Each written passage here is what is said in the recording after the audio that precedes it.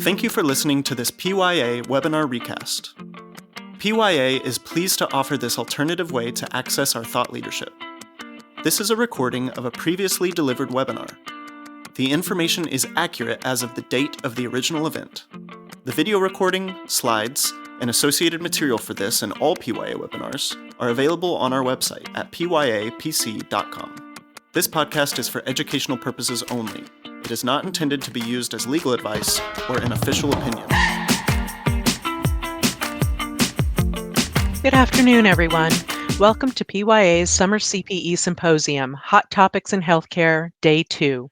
Our final presentation is After the Breach, Navigating the Fallout of Healthcare Data Compromises, presented by Barry Mathis. With that, I'll hand it over to Barry. Thank you so much. It's great to be here virtually with everyone. And yes, that is a hotel room in my background. I'm this morning on some third-party vendor management topics. And it's funny how these things kind of intertwine because if you look at the breaches that are occurring today, they're coming from a lot of third-party vendors, unfortunately. Before we get started, I want to say a thing about the summer of this part of our firm. I love this initiative. At the core of PYA, we have an approach to help, right? It's a help culture. And no better way, I think, than we can help them produce the kind of thought leadership and insightful information free for you, right? It does cost to produce it. There's a lot of people going on in the background. This is a lot like a television production in some cases, that many people come together doing a great job to present something of high quality and high content to those who participate. And I just want to say thank you to those folks. And it is one of the jewels in the crown of PYA is this help culture, putting this out there. And the fact that you get CPEs for it is all the better. So moving into today's topic, a little bit about me. My background is a software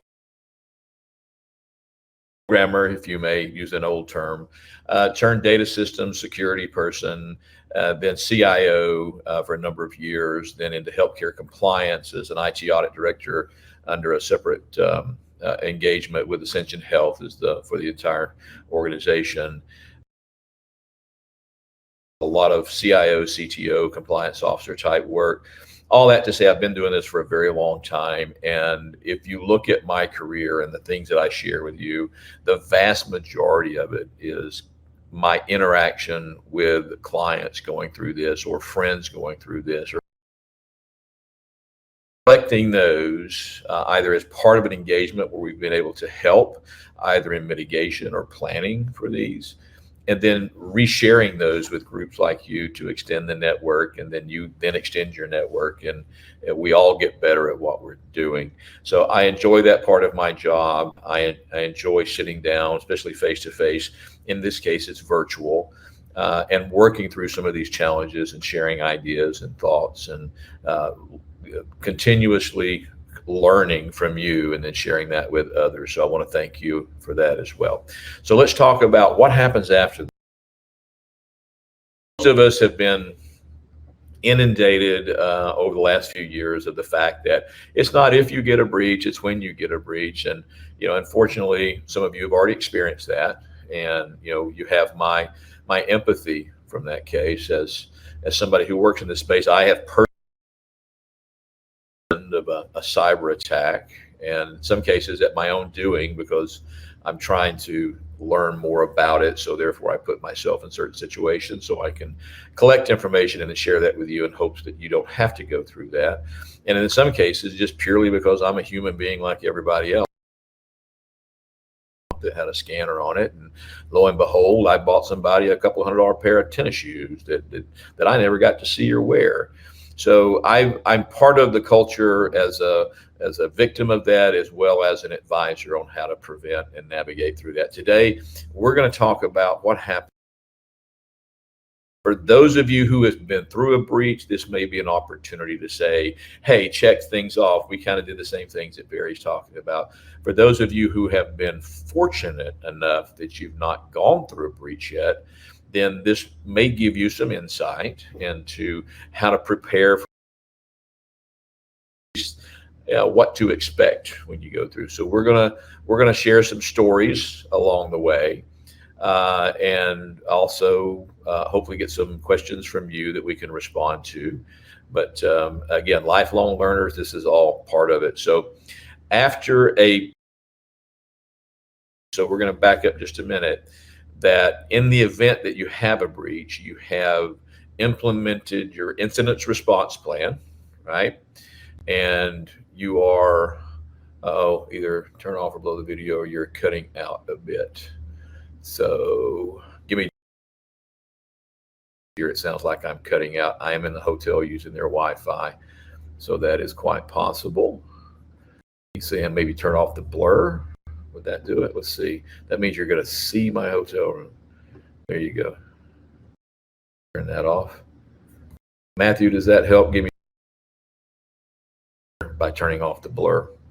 We'll go for that for a minute. If not, I'll turn it off completely. But we're hoping that in the event that you've had a breach, that you've at least had your incident response plan in place and you've been able to go through that. If not, we're going to talk about some things plan. But certainly the stages that we typically talk about in the event of a breach are containment, eradication, and recovery. On the containment side, it's the immediate actions that probably matter the most. That's the reason a very good, robust plan, incident response plan, is necessary. Looks like I'm getting another message from our facilitator here. So you want me to turn it completely off. Let's see if this helps. There, now I'm a big giant. Give me a thumbs up, Matthew, if that's going to help at all. So back to your regularly scheduled program. The immediate action is sometimes the difference between a major incident and a less major incident. The reason I all out of a breach, and I don't know that there's ever really a minor incident these days once you actually have a breach, with just all the things you have to do to essentially recover from that. Okay. So, but the immediate actions, and I've seen everything from, and I'll share a couple of stories,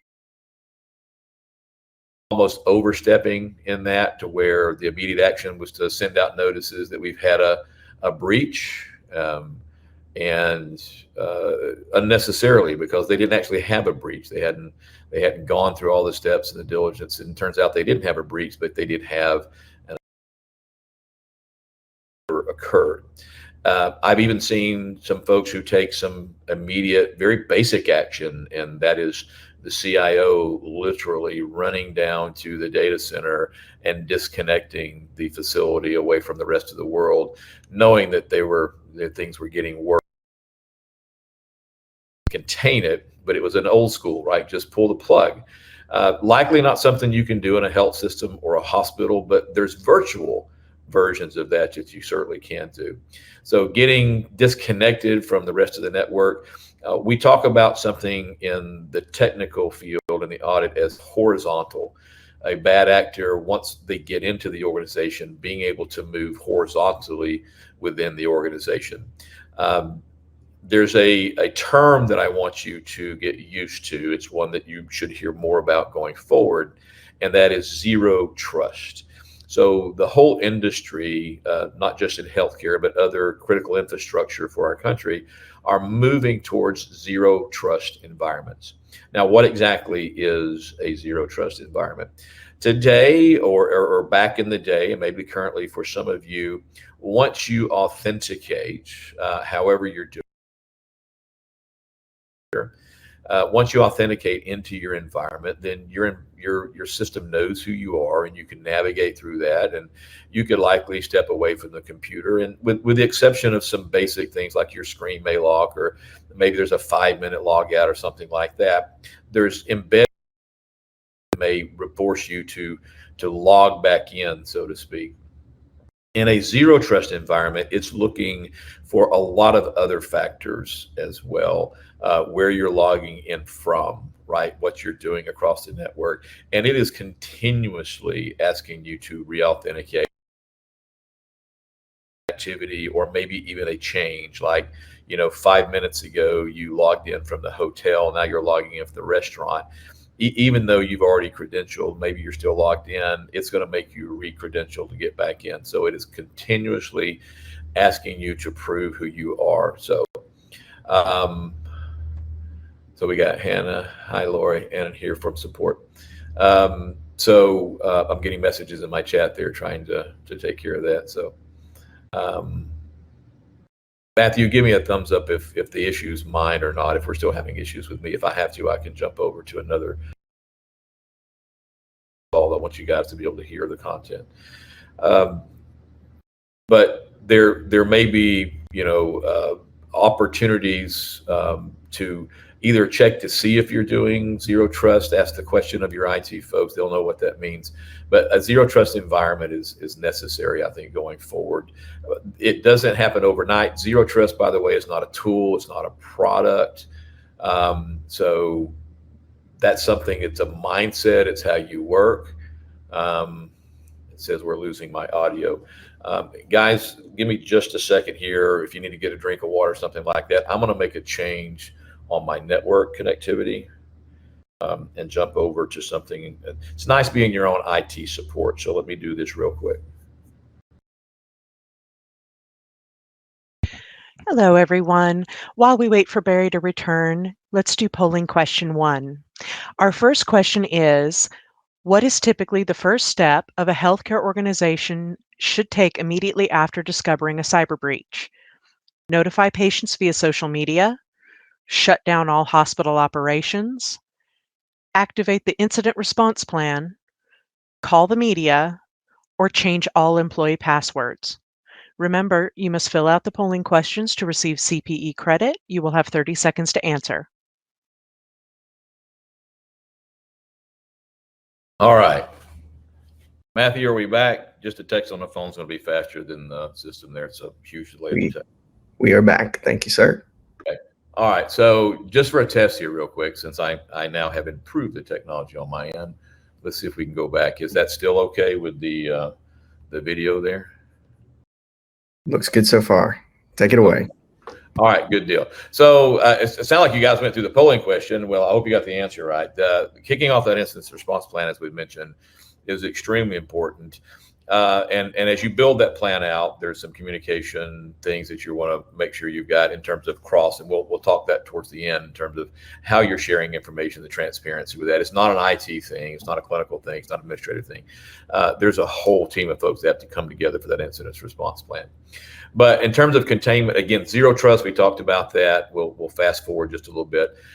Besides the containment, we're trying to stop that lateral movement in the organization, so that maybe this particular service or this particular device may get taken out, but we're not going to see the entire organization go down. One of the clearest examples of that, and you're going to remember this when I say this, you're going to say, oh, you're not kidding, and that was Change Healthcare. Right. So what happened there was a lot of horizontal movement once a server that was lacking some multi-factor was impacted. It moved horizontally through the organization, and the whole house of cards came down. Of course, that started a whole new conversation around all your eggs in one basket, and the whole industry's kind of gotten better over that. So it's unfortunate that Change Healthcare had to go through what they did. It was a lot of money, but I think there were things that come out of that that's actually made our industry better. Because of that, and it's again unfortunate that they had to take the brunt of that, but learning from that is something that has helped the rest of us. The next phase, kind of after the breach, is the eradication piece, and in most cases, I'm not saying all, but I'd say probably 90% of the cases I've worked in the last couple of years, your cyber insurance company has a say in this. Okay.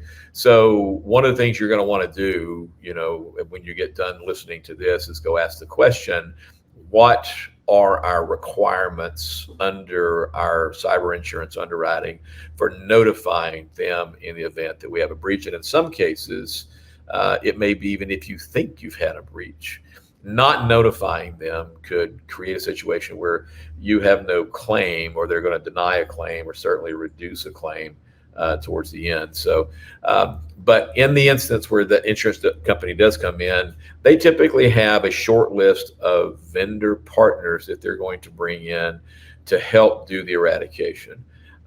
So if they are not, if you're a large healthcare organization listening to me on this webcast, you may have a team that's already practiced and experienced in the eradication piece, but it's more than simply that one device. So part of the eradication, you want to get rid of the malware if there's malware involved. In some cases, it's ransomware, and getting rid of it's not really an option. It's a matter of kind of rebuilding, and we'll talk about that in the recovery. But you want to make sure that there's not any traces. One of the tactics of bad actors is, if I can infiltrate your organization, once I'm in the door, I'm not going to immediately attack and load ransomware. If I'm unnoticed and you don't know that I'm here, I may put some other back doors in. I may load multiple cases of the ransomware. I may put it in different locations. That in the event that you're able to catch one and eradicate it, but you're not clean the other one, I may relaunch the malware as a bad actor again, simply because you didn't completely sanitize the network. So getting it completely sanitized, ensuring there's no traces there, is a big part of eradication. It's not just the one, it's the whole virus that's there. It's every piece of it. We've seen attacks, and right now in the industry, the average amount of time a bad actor is in a space before they pull a trigger, with some exceptions around 0 day and things like that, they've been in for 4 years, I think, on average like that. We've seen some even longer than that, where the bad actor was in the environment, creating havoc, collecting information before they finally pulled the trigger on whether it was a large exfiltration of data, or in many cases simply launching ransomware to get paid. But having a team of folks go through that eradication is absolutely, even if you're a small organization, especially if you're a small organization, you want to get some help with that. If you're a large organization, getting multiple layers, I tell people, data breach and security is kind of like a person going to the North Pole. The closer you get, you're going to want more layers, right? The closer you get to the cold, you want more layers. Well, the more data you're using, the more it's interconnected, the more layers you want in terms of validation, oversight, and security. And that's the same thing with a breach response, that eradication. You'll want more than one person or team saying, hey, we think it's gone. You're going to get a second opinion. You're going to go through several filters to get that completely cleaned and sanitized. And then, of course, some of the most expensive part of this is going to be the recovery. And I say restoring systems and restoring infrastructure, because in some cases, especially if you choose to, you're not going to pay a ransom if it's a ransom situation. You have basically a very expensive brick in your data center, or in some cases you have a third party who has an expensive brick that you're paying for in their data center. In any event, you're going to have to build that from the ground up. This goes back to the eradication. Make sure that when you build it, all the pieces that touch it are also sanitized, and otherwise you're going to rebuild it again, because it's just going to get compromised again. So it's really a collaborative, integrated effort that's going on there. It's not a single lane that's happening. And then the last piece of the recovery is the validation. As an auditor, as an IT auditor, I've done countless data integrity audits and countless disaster recovery and backup recovery audits. And I'm going to tell you, I don't think you should be in the backup business, right? Backing up is like breathing. You should absolutely, this is something that just happens. The business side of it, you should be in the recovery business. Because backing up the data is very important, but if you can't recover it, then backing up was expensive and a bit of a waste of time. I'll give you an example. And I'm not using this as a bad example. or picking on anyone. This is a dear acquaintance. His name's Corey. Corey's public about this. He was kind enough to present his breach as a hospital CEO to a hospital organization through a panel. We had an insurance underwriter, we had the CEO, and myself, and we were going through this CEO's experience with a recent breach. And there was a lot of things that we're talking about here that we also talked about there. And one of the things that surprised a lot of folks in the audience was the extended time it took to turn certain systems back up. There were some that came up fairly quickly, right? The email system, ERP, and things. They had recently upgraded those, and things were getting them back on. But I asked him, what was the longest pole in the tent? What did it? He said, well, the PAC system. Believe it or not, it was really the PAC system that took so long. I said, well, tell us about that. What they experienced was, and before I go any further, let me tell you who this was a great example of a hospital doing it right. So Corey and his team, for the last couple of years on a monthly basis, ran tabletop exercises. They ensured their controls were in place. They were doing risk analysis and mitigation and maturity model. They had, if there was an example of someone doing it right, it was this hospital. They were doing a great job. They were prepared. So their incident response plan was immediate. It kicked in. The insurance company came in. It cost a lot of money, and I'll share that with you in a minute. But in that conversation, I said, well, what was the long pole in the tent? He said, well, 6 months it took PACS to get up. So for 6 months, we didn't have a PAC system, right? And I had him take us through that. What they discovered was, even though they had a backup of the PACS, because the entire system had been compromised, they tried to install the original application. Well, it wouldn't go on the hardware and things that were there. It was a legacy system. They had to go back multiple versions and even find people within the vendor that knew how to run the old. So they had to build an old system and then patch it, update it, restore a system, and then restore a system just to get it to a platform that they could put their then restore on so they could get it back up. It took quite a while. The vendor was scratching their head. We're not sure how to do this. We got to search the country to find somebody that's old enough, like Barry, that understands the old system. So exploring that in your environment, right, is a big step in the right direction if you at least understand how to restore your systems, and you're testing those, because that was one of the most common audit findings I would have for backup recovery business contingency, was that nobody was really testing the recovery. They would say, well, we have to recover things all the time, so we understand how to use the software in the system. I said, yeah, but what about these other critical systems? What about your infection control system, your PAC system? What about your nuclear radio? All of these systems that you're depending on, are they still able to get that restore in the same time frame as the rest of it? So, because again, if the whole system's not back up, chances are you can't cross the bridge because part of it's missing, and it impacts your patients, your revenue, and the entire system. So being able to ensure you're going to recover is key, because that's the last step once you've had that breach, is getting that recovery done. So moving along, let's talk a little bit about some of the containment. We've already talked about the incident response plan, isolating affected systems. That's the zero trust that we talked about. The third one, notifying internal stakeholders. So here's key. Communication during an incident should be part of your incident response plan. There should be an incident response plan. There should be a communication protocol, plan, tree, model, whatever you want to call it. There should be clear indication on the people that are involved, who gets notified, what the message is, right? And I'm going to put right at the top of that, you should have legal right at the top of that, right? So I would not be having conversations around a potential breach unless I had my legal in that conversation. Why is that? Because there are many states that allow civil lawsuits for breaches, and under discovery, if you can keep it under attorney-client privilege, you're going to want to do that. So having legal involved in the early on, having legal that understands breach notification and response, either as co-counsel or primary, is also key.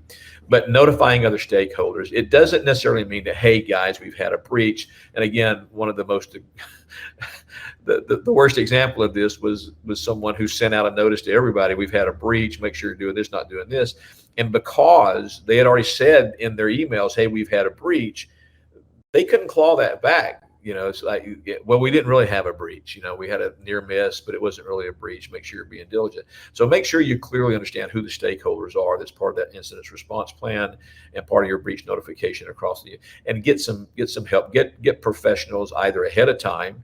Personally, I like having them already canned, ready to use, and that is having a firm that can put out clear messaging on how to contain the message, but yet still share the severity of what's going on without creating panic in the organization. There's a skill in that. It's a bit of an art. So just an email to everybody may not be the best option. So spend some time on how do we notify internal stakeholders on this, not necessarily just a blanket email. And then, of course, engaging the cybersecurity experts. A lot of those are going to come from your insurance companies. If not, again, I like doing this ahead of time. This is tough to do when your back's against the wall and you make different decisions when you're trying to get out of the ransomware situation, or you're in the throes of everything that's going on. Do it ahead of time. Get engaged. Call it a retainer if you want to. Get to know you're going to use in terms of a cybersecurity for the eradication and maybe the rebuild, and so that they at least understand your environment that's going on. They understand the people. They know what they're dealing with.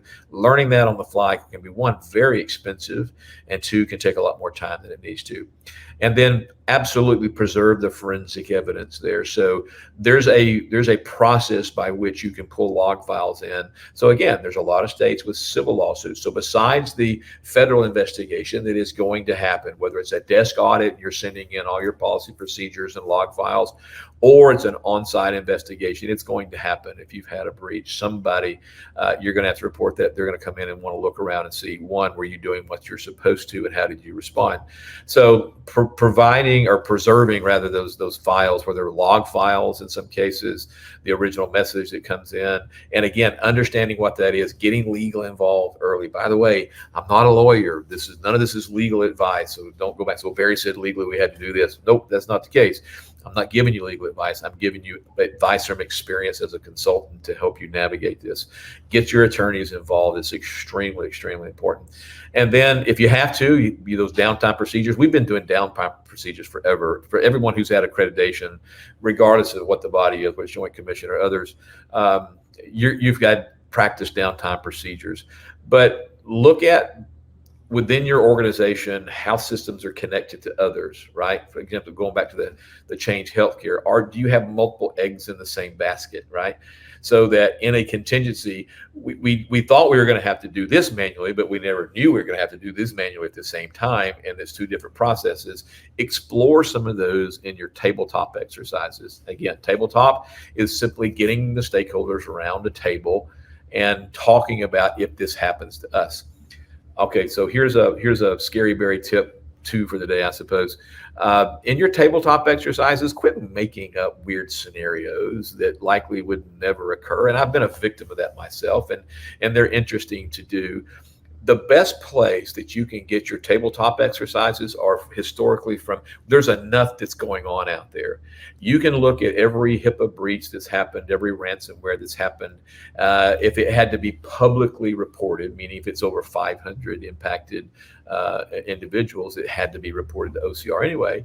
Those get posted once it's been settled, and you can read the details. And there's a lot of other consultants like mine who have websites that even go further to talk about the details on how it could have happened.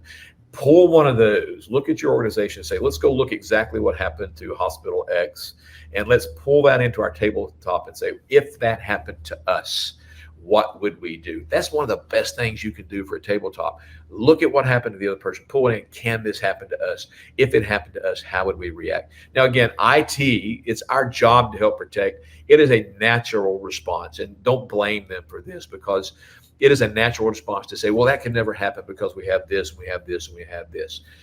I get that, right? But still test it anyway. Bring those scenarios in to see and discuss. You will discover how some of your workflows and processes are interconnected that you maybe didn't understand or weren't aware of. Okay, so try that out. So if you had to go to the manual processes, at least have those tested as well as your virtual and your electronic is tested. You guys have done polling question number 1, right? So we can run on through that. Hope everybody got it right. Did everybody get the right answer there? Can we give is there a number there we can say that most people got it? Oh, there's what we were looking for. You knew what I was saying. Look at that. Very good. Yeah, I'd say looks like most everybody got it right. Okay, very good. Very good. All right, moving right along. So as part of the eradication, the investigation, let's talk really quickly about the investigation. The forensic analysis, back in the day, forensic analysis was just some people looking at log files. There are experts in forensic analysis when it comes to cyber breaches, and you should really seek some of that kind of assistance. One, they help preserve it so that if it has to be used under discovery under a civil lawsuit, it can still be used as that. Number 2, the interpretation of that is very critical. You need somebody who understands how to read those sort of things. And by the way, AI is helping all of us. So this is an area, AI is kind of a double-edged sword. I think I wrote that article and spoke on that before. But there's a lot of AI that can help us with the forensic analysis, and we depend on that. So make sure that you're working with firms who want to at least understand how to use that and are leveraging it towards the analysis. Identify the affected individual data. This is for those of you who do work with your attorneys and you have been through a breach, this is a big part of it.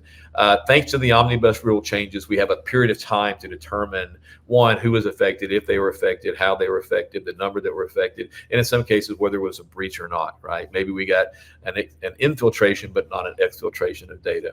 But at some point, if we did have an exfiltration of data, we're going to have to answer to the federal authorities, hey, how many people were infected or impacted by this? So in that case, that's just part of the assessment and the eradication. And then look at the regulatory implications. In some cases, for certain states, you may have specific things you have to do within that state that's even kind of beyond what your HIPAA notifications are. Is it a breach for credit card information? Are there PCI controls or payment card industry things that you have to notify as well? Was behavioral health information part of that? Because there's likely some regulatory things there. Again, having your attorneys who understand all that involved is very, very critical, so you understand exactly when you have to notify, who you have to notify. And then understand this. This is not days and weeks. Even though it says weeks and months, just forget the weeks. It's months of work. Going back to my dear acquaintance there in a particular Midwest state who had the breach, best case scenario, he said, we didn't drop a bill for 60 days. And this is somebody, again, who rehearsed this on a monthly basis for 2 years. He said, we didn't drop a bill for 60 days. Good news is we had enough cash on hand to continue to operate and make that work, but it was still very, very challenging. So it is months likely that you're going to experience this, and in some cases, the bell's going to continue to ring because, again, there's states that allow for civil lawsuits. There'll be e-discovery amongst those. Again, so all of that coming into fact, you need to be prepared for quite a ride if you actually do have a breach situation where it's a ransomware, which you have to report a breach, or an actual exfiltration of data, whether it's accidental. In some cases, we have those where, oops, I accidentally sent this information to a lot of people that it really didn't belong to, so we have to report that. Or if it's a victim of an attack, in all those cases, it's going to take a while to get through, so get used to that. The legal obligations, we talked about having legal, you'll hear me say that all through this, make sure the attorneys are there. You're going to have to notify the patients. In some cases, that can be very costly. Because there's the initial notification, and whether you're combining that with, oh, by the way, I have to give you freecreditreport.com or whatever flavor that you're using. By the way, only about 10% of people, the studies show about 10% of the people will actually use that free credit report in those cases, and which is a sad thing because in our environment today across the country, breach is such a common thing, whether it's from the department store, maybe even healthcare or others, that we used to seeing these letters, and it's people just laugh. I'll let it go. It's fine. I got another one of these things. Scary Berry tip number 3 for today. That is now also a tool that bad actors are using. Yes. So if you get a letter that says, hey, you've been breached, click here to get free access to the following, or find out if your data was compromised. It's going to that website and clicking that's actually the payload that's going to compromise you. the bad actors have actually figured out that the environment that's happening so often, they get your information by pretending to be somebody that's had a breach. So if you do get a letter that says your data was compromised, or an email, outside of that email, don't click anything in the email, because let's face it, if this insurance company or this department store or this airline had a breach and they're giving you access, you can probably go to their website and find information about that well and get to the same data. Do it that way. Do it organically. Don't bite on, hey, I'm going to cut and paste this, or I'm going to click this, because it is now a hook that bad actors are using. So there's a free security tip for you there. Notifying the regulatory bodies. Again, your lawyers are going to help you determine who that is. If you don't have in-house counsel that knows that, I recommend, if you're a compliance officer and you're listening to this, don't take that on by yourself. Get outside counsel to help you make sure that you're notifying all the ones, not just the clear ones, which is OCR in most cases for a HIPAA breach. And then, of course, if it's over 500, not only are you absolutely going to notify OCR and the Office for Civil Rights and under Health and Human Services, but you're also going to notify 3 news agencies. Your name's going to be in the paper, and trying to recover some of that credibility could be expensive. And we'll touch that in just a moment. And then at least make sure that you're compliant with other things. So you're going to go through at least a desk audit. So in the audit world, a desk audit is you're going to get a letter that says, hey, you're being audited for this. You need to go to this site. And you're going to get an ID. You're going to get a portal, and they're going to start uploading documents. Upload 6 years or 7 years worth of your HIPAA security risk analysis. Upload your incident response plan. Upload your security plan. Upload all these things. And then somebody on the other end may review that. They may choose to come on site and do interviews as well, but at the very least, you're going to get a desk audit. My thing is, make sure you can at least pass that desk audit. You don't have to wait to that point. In your tabletop or do an exercise, assume you have to go through a desk audit. Can you upload an inventory of all your devices with a clear risk matrix on where the data is, whether or not it has EPHI in it, how you're protecting it, and risk scoring that? If you can't do that, then likely that starts you off in a bad foot with a desk audit. So, at least make sure you can be compliant if they say, hey, are you compliant with this? Because granted, there's going to be situations where you absolutely can't prevent the breach, but at least be able to pass that desk audit, get yourself started on the right foot and from the compliance standpoint. Moving right along, we have polling question number 2. Go ahead. All right. Our second question is, which federal agency must be notified if a breach affects more than 500 individuals in a healthcare organization? FDA, ONC, the OCR, FBI, or CMS? Remember, you must fill out the polling questions to receive CPE credit. I can see who are compliance officers for sure, because there's a little bit of a, yeah.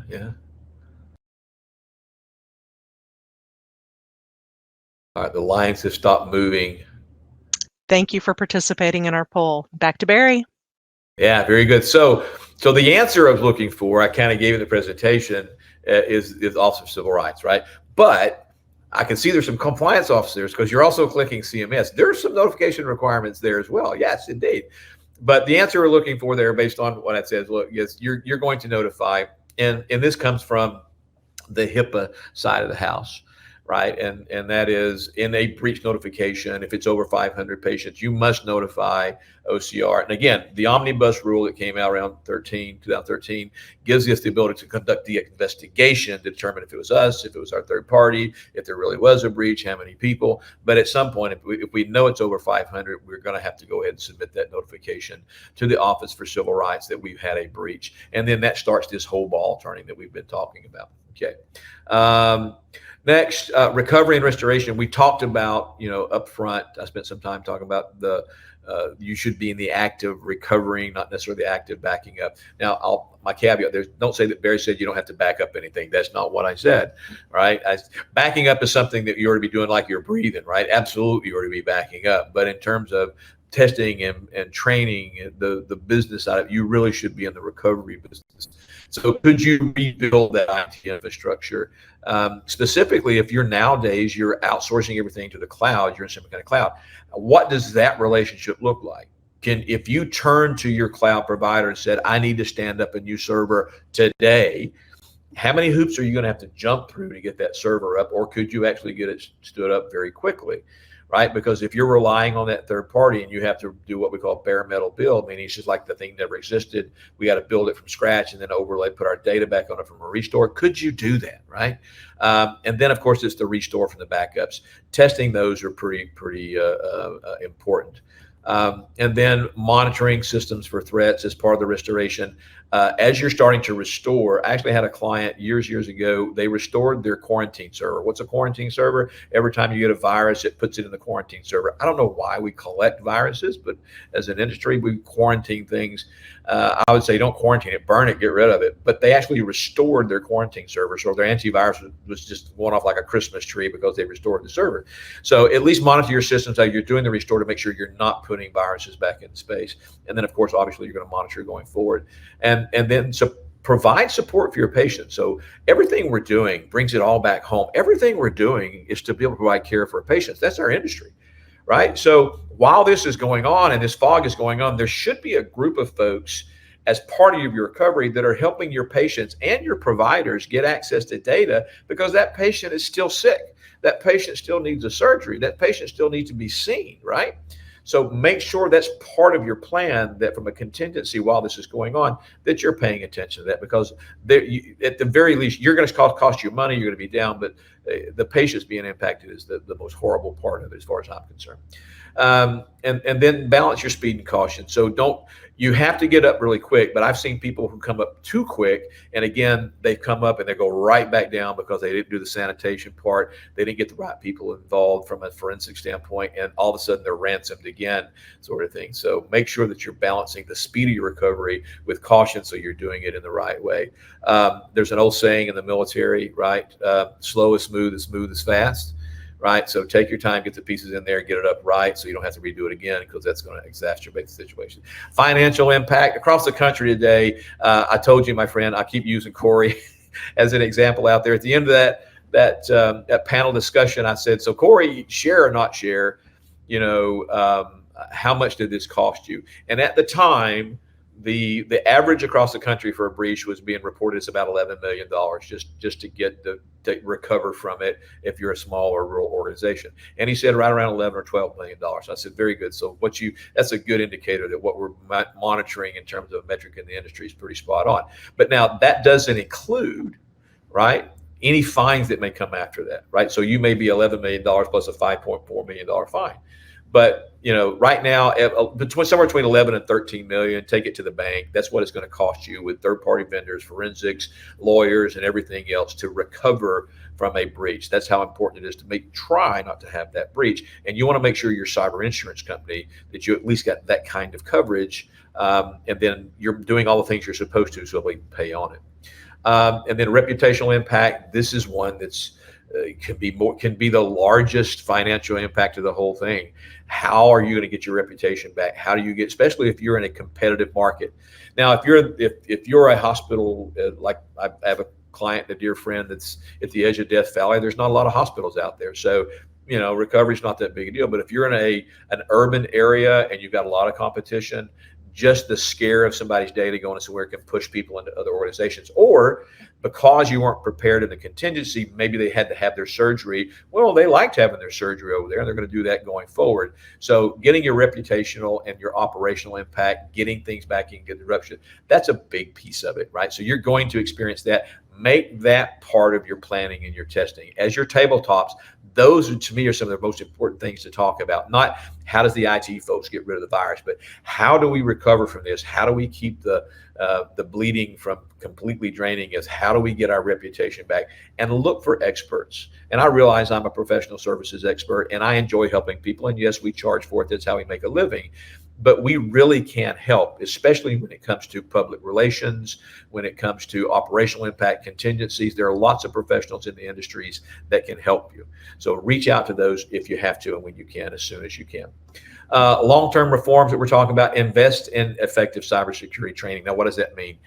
Let's try and get away from, hey, you need to watch this PowerPoint, at the end of it, sign off that you watched it. Try to do some things, mix it up a bit.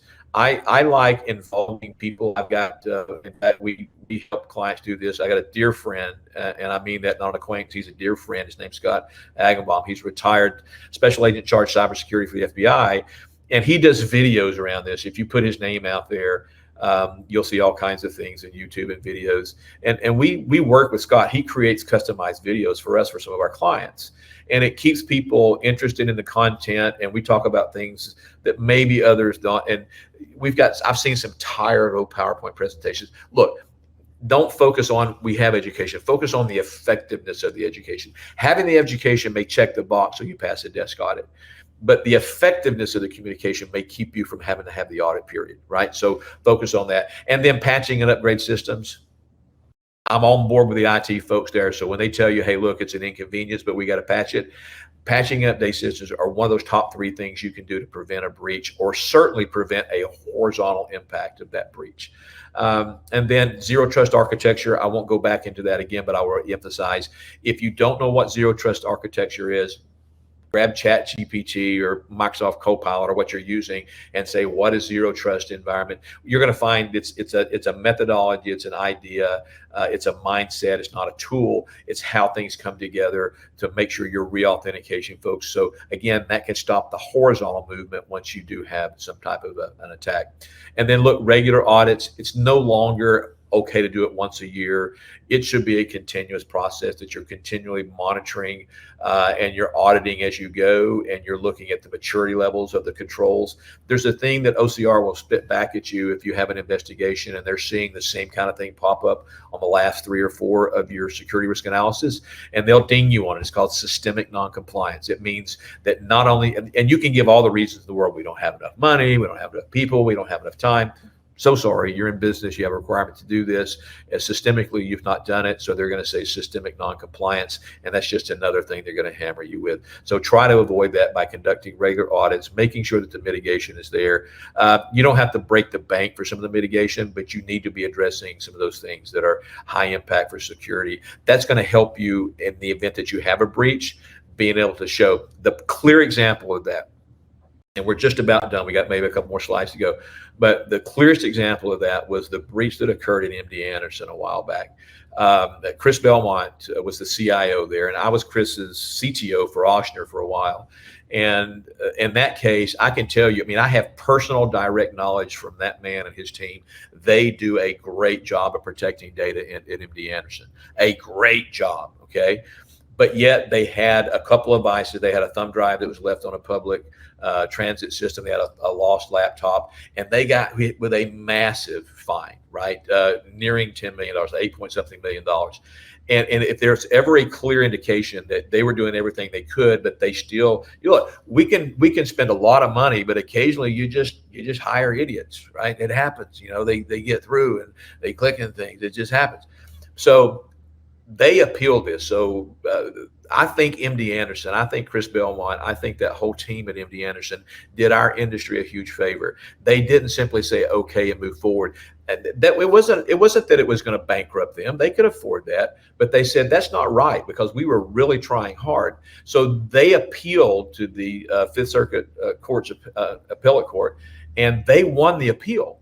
And the court basically kind of got on to OCR and said, hey, when you levied this fine, you didn't take into consideration all the things that they were doing right. You just focused on the impact of the patients and they failed, right? So that was overturned, and they settled for a fraction of the original fine. And that set a precedence. And here's the precedence. If you can show, right, through an investigation that you've done the correct things and you're monitoring things, you're going to have a better position of defense, not only in a civil lawsuit, but certainly passing a federal investigation. But if you're not, Lord heaven be with you, because there's enough precedents out there and there should be no excuses. So make sure that's going to help you survive the impact afterwards, making sure you can at least pass that desk audit. I know we've talked about chief information security officers, and now I'm saying even small organizations, you should have a chief information security officer, right? I'm not saying you have to pay them what a 10 hospital IDN pays them, but you should have somebody who's living every day they get up in the morning, they're talking about security at your organization. And I would call them a chief information security officer, or at least an information security officer, or an executive director of information security. Give them the elevated access they need so that they can commingle with their colleagues and network and share things. And you need somebody focused on that in your organization. And then multi-factor authentication. I threw that in there at the end because that is the unpardonable sin in these days. If you're not using multi-factor authentication, and I don't just mean for your email or just to get into your domain, I mean multi-factor throughout the organization using zero trust. That is your biggest exposure in my experience. That multi-factor, there are tons of breaches that have been avoided simply because the bad actor was able to get credentials through a phishing campaign, but were shut down cold simply because they couldn't produce that second factor, right? And they were able to get identified and cleared out and better. If you're not doing multi-factor authentication, you need to do that, please. There's Scary Berry tip number 4 today. Absolutely, multi-factor authentication is going to help you in the long run of this. Okay. Polling question number 3. Our third question is, why is it critical to preserve logs and forensic data after a healthcare cyber breach? To improve hospital marketing, to prevent public panic, to assist legal investigations and identify the breach source, to create training videos, or to update employee profiles. Remember, you must fill out the polling questions to receive CPE credit. Oh, you're knocking this one out of the park. Very good.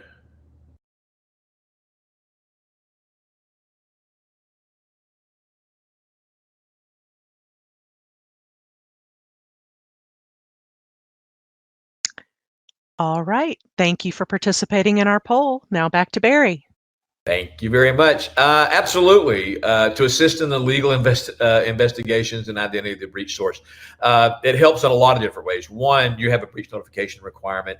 Having that information is going to help quickly identify and clearly identify so that maybe you don't have to err on the side of caution and say, well, maybe it is 14 million instead. No. With clear logs, you can say it was exactly this is what was breached, here's what was exfiltrated. Number 2, if you were to ask my friend Scott with the FBI, Scott Agelbaum, hey, one, is the FBI going to show up at your door and make all this better? And the answer is no. Let me just pop that bubble right there. One, they've got a ton of stuff going on. They're really focused on bringing the bad actors down, not necessarily recovering the dollars that you've lost. But the FBI is a different face agency than it used to be years ago. They will absolutely help if they can. You get a hold of them soon enough, and you have the data they need, they could potentially help at least in the instance of, is it really a breach? Who's the bad actor? What's going on? But he said the most common mistake that they see is they'll show up to the client, or in this case, the victim for an FBI. They'll show up to the victim and say, hey, we need this information. The victim says, yeah, we don't have that. We don't collect that kind of information. We've been meaning to do that. We were talking about turning on. So without a doubt, make sure that within your tabletop exercises, you can explore, are we collecting the right kind of forensic information and holding it the right way to be used for several things. We're at the end. I only got about 2 minutes. I'm getting the 2-minute warning here. I think it's on. Yeah, that's me. That's not y'all. I've got my little 2-minute warning. Rebuilding the trust is one of these things that you're going to experience at the end of a breach. Having a public relations company alongside of you to handle the message going out is a big impact to this. So it's hard enough to go through a breach. It's hard enough to try to rebuild your trust, but it is double hard if the messaging going out at the beginning of the breach is the wrong messaging, or it lands the wrong way. It can make this rebuilding the trust tougher. The number one thing for me is the transparent communication. That's what we've seen work the best. I have personally seen clients try to kind of spin it and it come back and bite them. So I think if you have to report the breach, transparent communication is required. That's there. But even with your staff, transparent on what caused it, how to prevent it. Visible security improvements. You're going to be able to show to anybody who's interested, whether it's an investigative or even patients, that we have improved this, and putting that into your communications, part of rebuilding your trust.